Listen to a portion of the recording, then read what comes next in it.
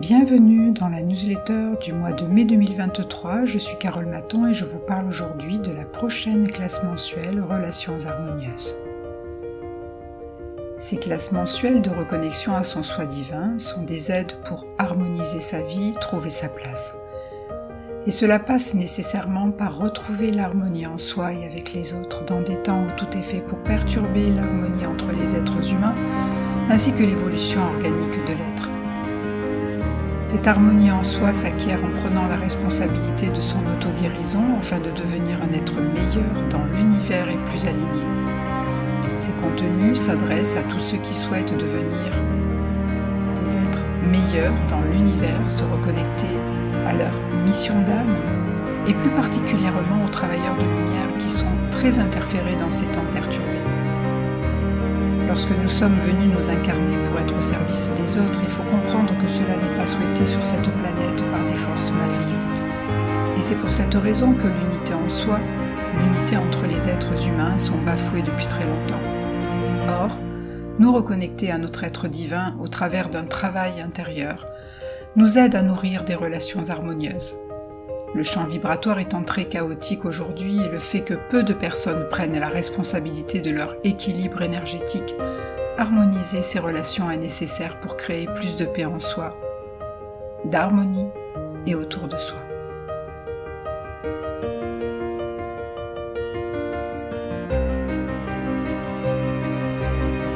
Relations harmonieuses. Les relations harmonieuses sont des relations basées sur la confiance, la fiabilité, la vérité, l'entraide, l'honnêteté et le respect. Dans un monde où tout est fait depuis de nombreuses années pour diviser, oppresser, mettre de la pression, accroître la compétitivité entre les êtres humains, développer des relations harmonieuses n'est pas aisé. En effet, il n'est pas évident de voir autour de nous des couples harmonieux, des relations harmonieuses avec les enfants, ou en amitié. Pourtant, nous sommes interconnectés les uns les autres. Et nous avons besoin des uns des autres. Les programmations auxquelles nous avons été soumis, ainsi que les blessures du passé, amènent à une forme d'égoïsme et non à l'unité. Nous avons besoin de nous unifier pour retrouver ce lien qui nous unit les uns les autres. Développer des relations harmonieuses passe par l'harmonie de soi. Nous ne pouvons développer des relations harmonieuses avec les autres si nous ne sommes pas en harmonie avec notre moi essentiel. Or, l'harmonie en soi passe nécessairement par l'accord de soi, la vérité de soi. Beaucoup de personnes ont du mal à faire confiance aux autres, elles ont peur d'être trahies, trompées, et cela n'est pas un terrain favorable pour créer des relations de confiance. Il s'agit donc de se libérer des peurs et de ces failles pour s'ouvrir pleinement à une relation saine. Sinon, la relation est vouée à l'échec, car basée sur de mauvaises fondations. Il s'agit d'être clair avec soi-même, d'être fiable, cohérent vis-à-vis de soi pour développer cette fiabilité avec les autres. Il s'agit de faire son propre travail de guérison pour ne pas projeter sur l'autre nos peurs, doutes et nos faiblesses. À ce stade, il est important de se poser quelques questions. Sommes-nous réellement des personnes authentiques, vraies, intègres, de confiance? Faisons-nous preuve de cohérence dans notre vie avec les autres? Affronter nos peurs pour plus d'harmonie en soi. Lorsque nous travaillons sur nos propres vulnérabilités, la guérison de nos blessures, nos peurs, déclencheurs émotionnels, nous améliorons notre équilibre énergétique, c'est-à-dire physique, mental et émotionnel. Ce travail intérieur permet de connaître nos zones d'ombre et de ne plus projeter sur les autres nos peurs et nos blessures. Il s'agit en effet de discerner ce qui nous appartient et ce qui appartient aux autres. Nous ne pouvons pas développer des relations harmonieuses lorsque nous projetons nos mal-être sur les autres, lorsque nous voulons les contrôler ou que nous apposons nos suppositions sur eux. Ces mécanismes démontrent nos vulnérabilités qui seront à identifier et nettoyer si l'on souhaite entretenir des relations saines. Le travail intérieur ouvre à la connaissance de soi et donc des autres. Programme victime-bourreau. On ne peut pas indéfiniment rendre les autres responsables de nos malaises. Il s'agit de reprendre la responsabilité de sa guérison, et cela nous amène plus de liberté intérieure, car la liberté, c'est apprendre à se guérir pour s'extirper des boucles karmiques. Car tout ce que l'on peut apposer sur l'autre de négatif sera soumis à la loi de cause à effet, et nous aurons à réparer ces conséquences énergétiques causées. Le programme victime-bourreau est un programme très présent au sein de l'humanité. Il développe des comportements malsains qui nous amènent dans des fréquences très basses et amenuisent notre énergie vitale ainsi que nos relations. Tant que nous sommes dans ce programme, nous ne pouvons pas nous élever vibratoirement et créer des relations harmonieuses. Et je rappelle que cela nous coupe de tout discernement et clarté d'esprit. Lorsque nous ressentons de la peur, de l'anxiété, de l'injustice, de l'impuissance, nous demeurons dans un statut de victime sans pouvoir et nous nourrissons du chaos à l'intérieur de nous-mêmes. Ces états nous amènent à créer du chaos à l'extérieur, avec les autres, car la colère induite par ces schémas va générer des déclencheurs émotionnels qui seront utilisés par les forces négatives pour créer du chaos en soi et autour de soi.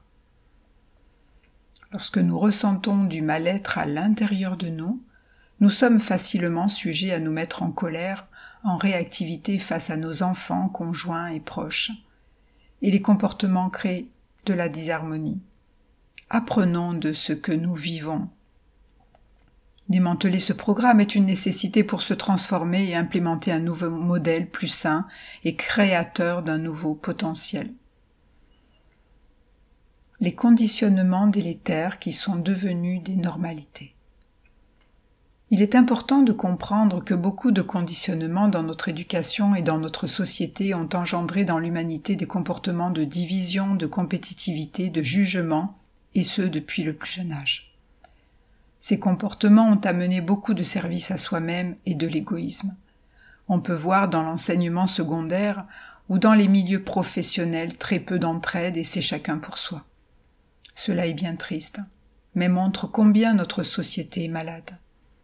Certaines tribus, primitives encore présentes sur notre planète, ont des leçons à nous transmettre à ce sujet. Or, nous faisons partie d'un grand tout, et nous sommes interconnectés, que l'on en soit conscient ou pas. À ce stade, nous pourrions méditer là-dessus concernant tous ces programmes de division, de compétitivité, de jugement, de comparaison, qui ont été implémentés dans nos sociétés et réaliser avec clairvoyance que tout cela nous dessert nous-mêmes ainsi que notre humanité. Car à l'âge adulte, nous continuons à juger, jalouser, envier, nous comparer. Ces comportements malsains sont devenus normaux. Beaucoup rentrent dans des schémas et cela empêche de voir la réalité de ce qui se passe réellement dans notre monde à une plus grande échelle.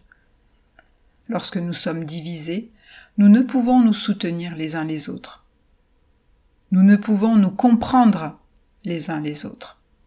Et nous donnons à ces forces négatives le pouvoir de nous affaiblir. Lorsque nous sommes dans ces énergies, nous n'œuvrons pas pour l'unité mais pour la division. Et ce n'est pas soutenu par le divin mais par les forces négatives.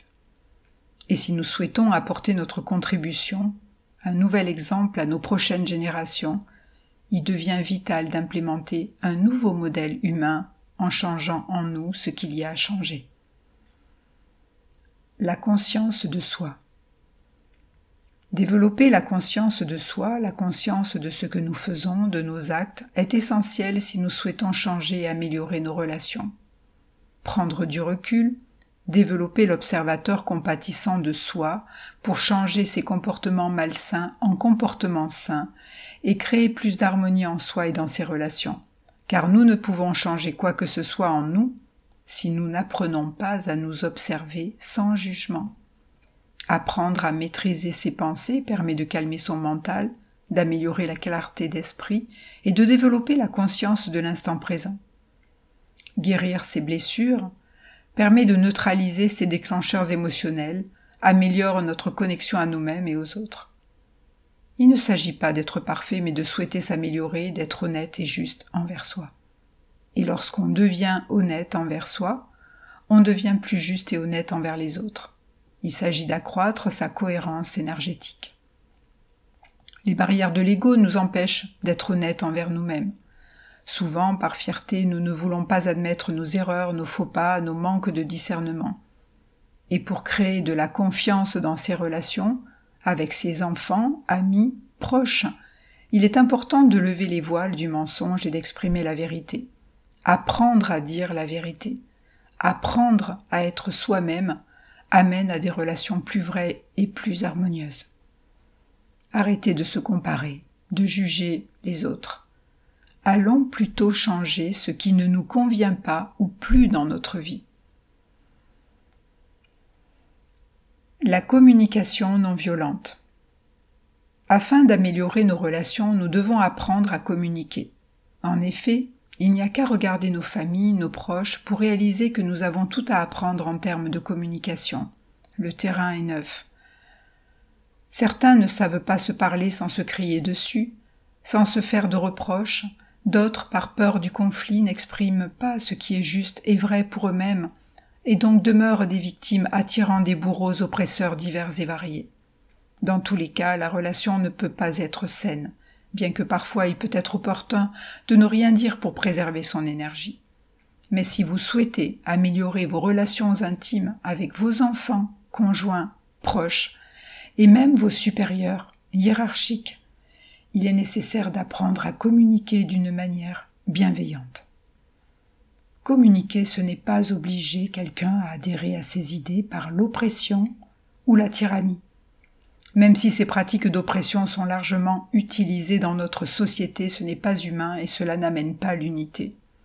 La communication non violente, c'est se reconnecter à ses ressentis intérieurs et apprendre à rentrer en contact avec l'autre.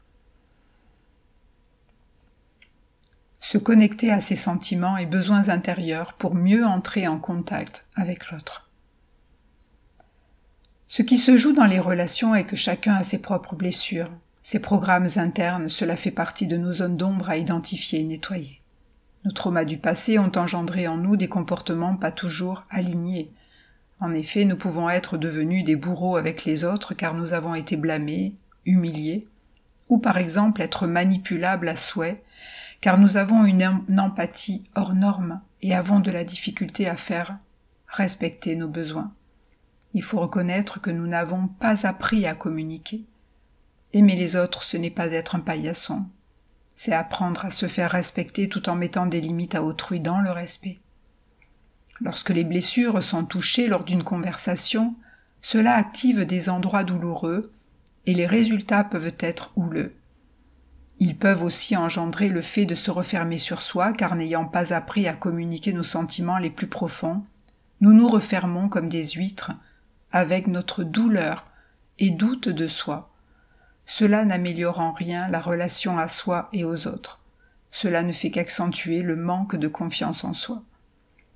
Apprendre à reconnaître ses blessures, les guérir est très aidant pour soi et ainsi aider l'autre à se reconnecter à ses propres douleurs, ses sentiments qui ont souvent été oubliés, mais qui sont comme des plaies ouvertes attendant la moindre flèche pour se réactiver. La communication non violente est très aidante pour développer des relations harmonieuses.